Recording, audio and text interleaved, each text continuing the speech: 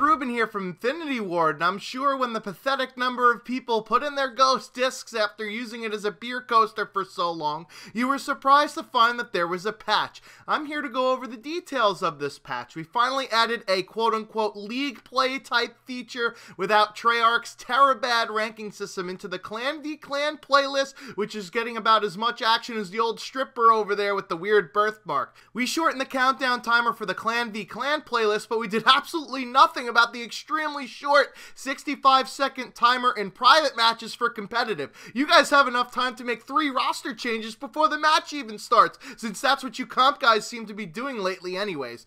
And we heard from the Schwant Showdown about how awful the Codcaster mode was, so we made lots of improvements to it, including adding the domination capture bar and kill notifications for the spectating player, which are pretty much basic things. However, we still want you to do 2 separate rounds of domination and then add the scores together like you're at a bowling alley that's too cheap to install a computer scoring system and gotta do that shit with a pencil and paper. Seriously guys, get your math skills ready. While we're on the subject of adding in game modes that we left out from the start in order to give you gimmicky game modes like Cranked and Blitz, we're adding Gun Game back. That's right, the game type that we ripped out of the community playlist in Modern Warfare 3 that consisted of Gun Game, All or Nothing, and One in the Chamber Mosh Pit is back, but the other ones that were actually more popular will have to wait. We're also adding in Hunted Free-for-All since regular Hunted game mode does so well. And sorry guys, Headquarters, Hardpoint, and Demolition will not be returning, so keep on dreaming like John Lennon. Oh, and we're also removing Heavy Duty, the only playlist that wasn't infested with snipers, but you can now play our still broken as fuck custom games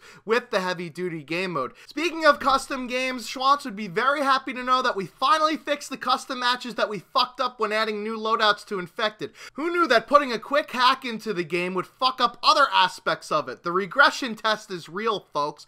We finally got around to nerfing the IED in such a manner that won't make you break your coffee table. The blast radius is now taken into consideration when dealing damage. Infinity Ward? Using actual physics? You don't say. You could jump over ground IEDs or duck under ceiling IEDs if you could actually discern them from the random other beepity bops on the ground that are either just part of the map or just some random rubbish on the ground. But you're shit out of luck with IEDs placed on walls. Oh, and the ones in the ankle-high water unflooded? Yeah, those are still okay with us. We also finally got around to updating the spawning system. We should have taken a page out of Seinfeld's book and realized that you can't spawn someone out of spite. Our revenge spawning system has been scaled back, and we also didn't take Treyarch's quote-unquote spawn influencers, which were even worse than the revenge spawning system. Lots of improvements. We figured you guys would want to get right back into the action, even though our maps are the size of Tara Banks' forehead.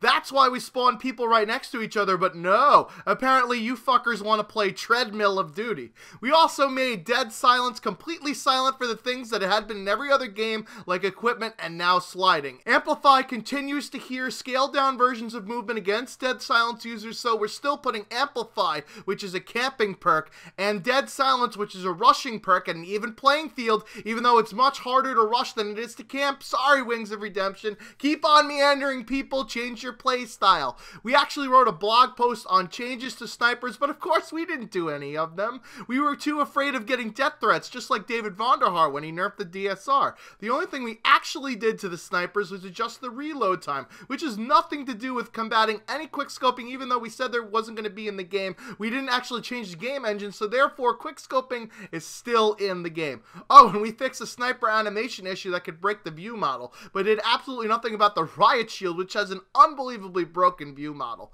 We also scaled back some of the camo challenges because the people that don't want to actually work to get an achievement were complaining that they were too hard. Boo fucking who. But apparently you squeakers, I mean players, actually fork over money, so we had to appease you somehow.